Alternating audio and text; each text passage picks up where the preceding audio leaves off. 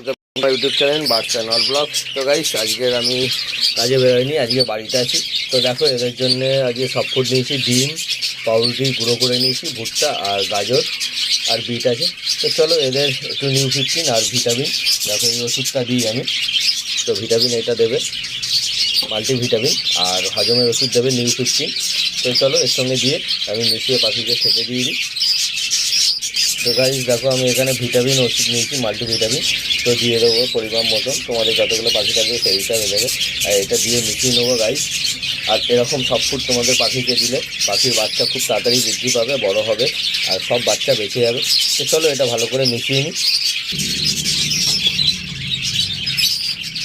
Guys.